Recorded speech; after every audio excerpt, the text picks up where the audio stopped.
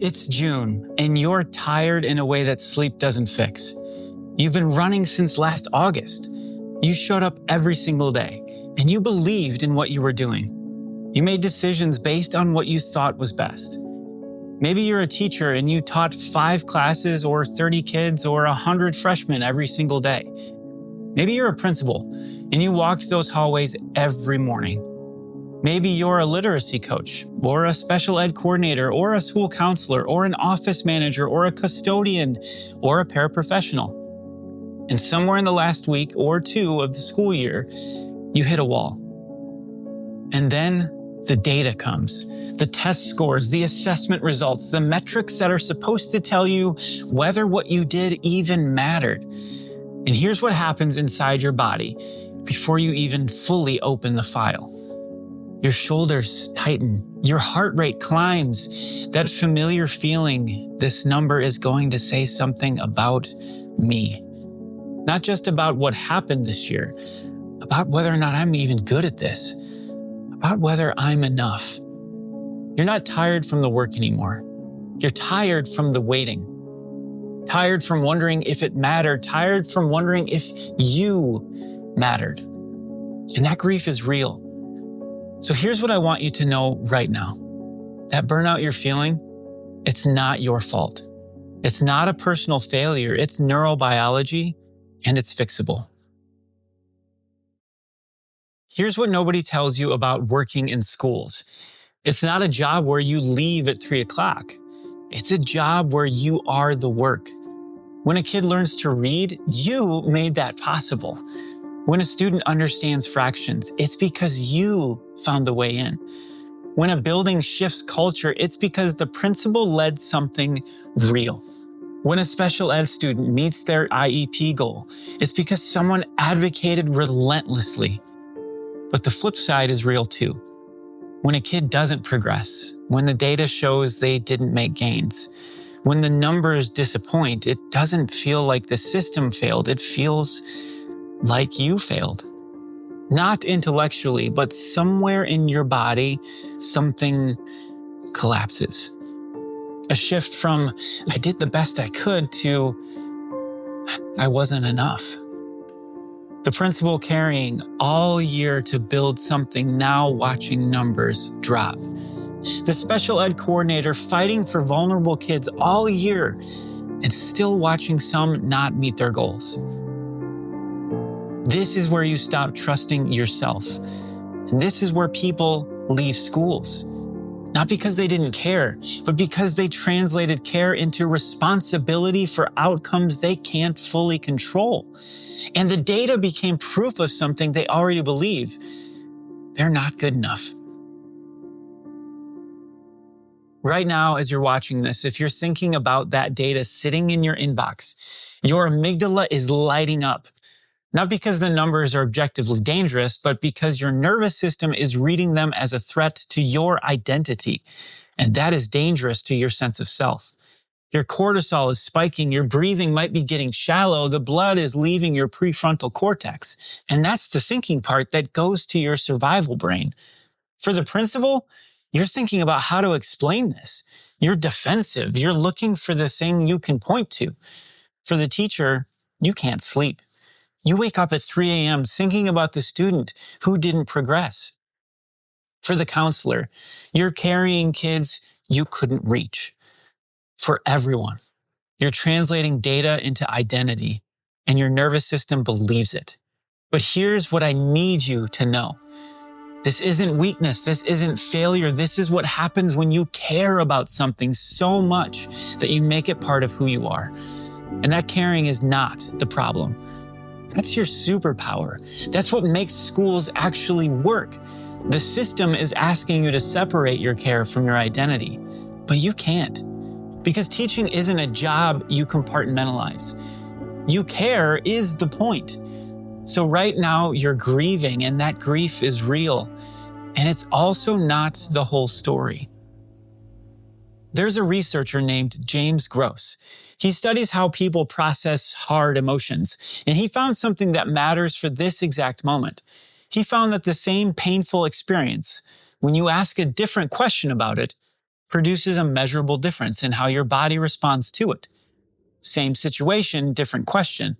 And your nervous system down-regulates. You stop spiraling. The question you're asking right now is, what does this data say about me? And the answer in your body feels like you're not enough. But there's a different question, a harder question. What is the data telling me about what actually happened this year? Not what it says about you, what it says about reality.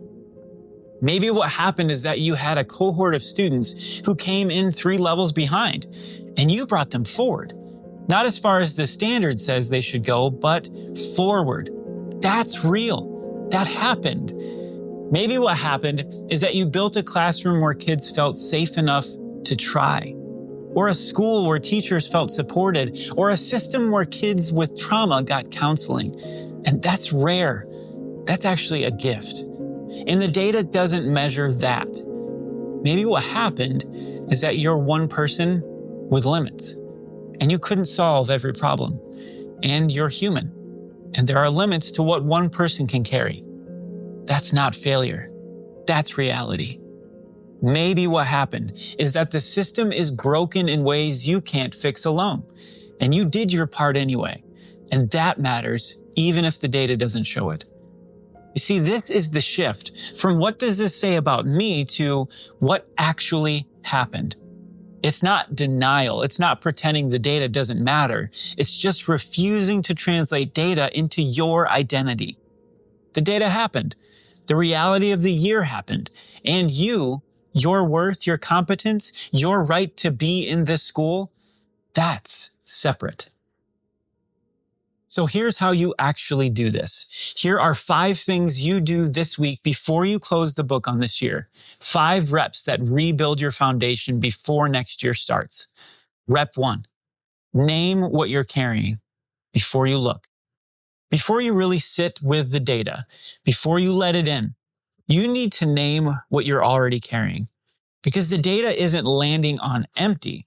It's landing on exhaustion, on grief, on a year of showing up.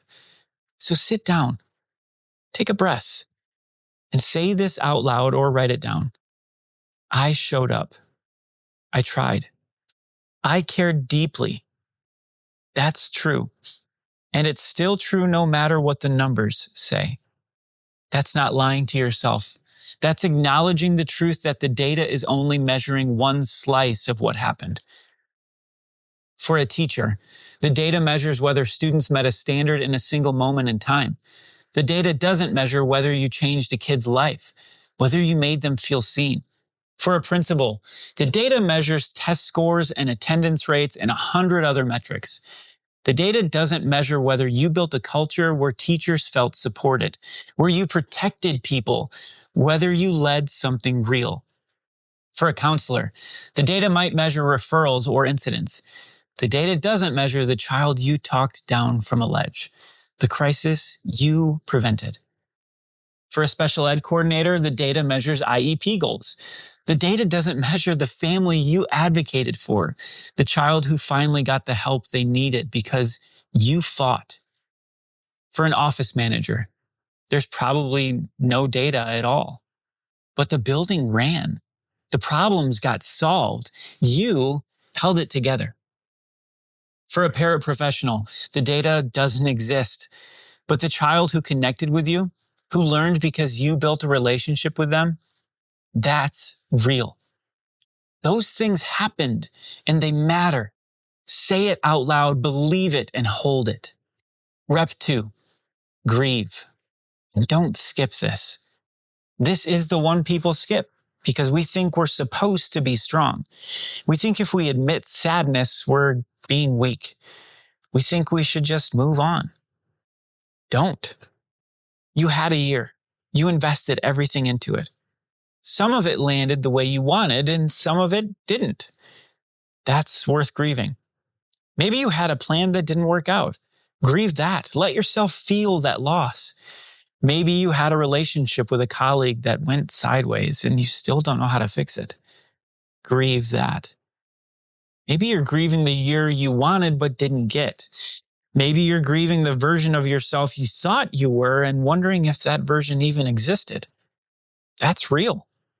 Grief isn't weakness. Grief is how you honor what mattered to you. Cry if you need to.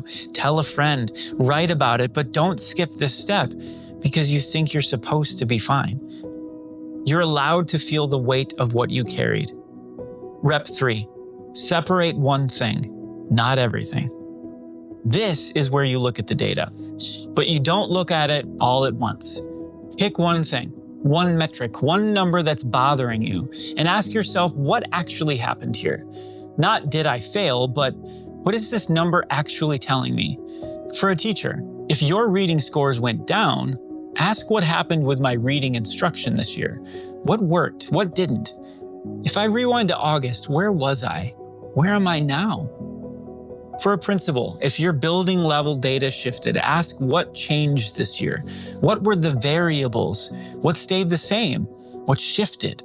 What do I actually know about what happened? For a counselor, if the referral numbers went up, ask, what does that actually tell me? Are more kids reaching out for help a bad thing? Or is it that they felt safe enough to ask? For a special ed coordinator, if some students didn't meet their IEP goals, ask, what happened? What was the intensity of services? What changed mid-year? What's the actual story here? One thing. Look at it. Name what actually happened without judgment. Rep 4. Ask what stays, not what you have to fix. This is the most important one. Don't ask yourself, what do I need to fix next year? Ask yourself, what am I keeping? What do I know works? What do I want to bring forward? Because if you ask, what do I need to fix, you'll generate a list of 70 things. You came in wanting to change the world. You're going to leave with 70 ways you didn't. That's not useful. But if you ask, what do I know works? What stayed true this year? What do I want to build on? You get something different. For a teacher, I know my small group work with my lowest readers matters. They felt safe. We built real literacy work together. I'm keeping that. For a principal, I know the relationships I built with my teachers matter. I know the culture I tried to protect matters. That's what I'm bringing forward. For a counselor, I know that kids need to be heard. I know that showing up for them matters. That's what I'm bringing. For a special ed coordinator, I know that advocacy works. I know that fighting for kids matters. I'm keeping that. For an office manager, I know that I solve problems. I know that I hold the building together. I'm keeping that. For a paraprofessional, I know that relationships matter. I know that kids remember who showed up for them. I'm keeping that. One thing you're keeping, one thing that stayed solid through the year. That's your foundation for next year. Rep 5. Name one small thing you're different about, not everything. Don't tell yourself you need to overhaul everything next year. You don't, and you can't. You'll burn out faster. But there's probably one thing, one small thing, one area where you learned something this year that you want to bring forward differently. So for a teacher, I'm going to identify my struggling readers by October and not wait until February. For a principal, I'm going to protect my teachers' planning time better so they actually have time to think. For a counselor, I'm going to set better boundaries about what I can carry alone. For a special ed coordinator, I'm going to document my advocacy so the decisions are clearer. For an office manager, I'm going to ask for help instead of solving everything alone. For a paraprofessional, I'm going to make sure someone knows the impact I'm having. I'm going to name it. One thing, not to fix yourself, not to become a different person, but to honor what you learned. That's a rep. That's you building capacity by building on what's true. Here's what becomes possible when you can separate the data from your identity. You stop carrying the year home, not because you don't care, but because you're not translating care into self-blame. The data happened. Your worth is separate. You can look at a result and think, how do we approach this differently? Instead of, I failed. That's the shift from drift to drive, from reactive to intentional. You can have conversation with colleagues that aren't defensive, where you can actually problem solve instead of protect yourself, where you can be honest about what didn't work and curious about what comes next. You can go home and be present with your family. You can be at dinner instead of replaying the year in your head at 3 a.m. You can sleep. You can think about something other than the data for 5 minutes. You can look at next year with intention instead of shame, with curiosity instead of dread. You can walk into August knowing you learned something, not knowing you're broken. And maybe most importantly, you can stay. You can choose schools again. You can choose to show up again, not because the job got easier or the system got better, but because you figured out how to care deeply without letting that caring destroy you in the process. That's mental fitness for everyone in schools. That's not managing burnout after it arrives. That's building the inner capacity to meet pressure before it becomes a spiral. That's the difference between drift and drive. Here's what I want you to do this week. Not because you have to, but because it matters. Find a quiet place for 15 minutes where it's just you. Say out loud, I showed up, I tried, I cared, and that's true. Then think about one moment from this year. One moment where you saw something shift, where you made a difference, where it mattered. And hold on to that moment. Then look at one piece of data, one number, and ask, what actually happened here? Don't try to fix it. Just get curious about it. Then ask yourself, what am I keeping? What worked? What am I bringing forward? That's it. Do that this week. And if you want support learning to do this every single year, Forte coaches work with everyone in the schools. They know you're not looking for someone to tell you it's all fine. You're looking for someone who can help you look at hard things without making them about who you are. So head to getforte.com, find the resources for schools, see if working with a coach feels right for you. But the first thing is just you, sitting with what's true. Train within.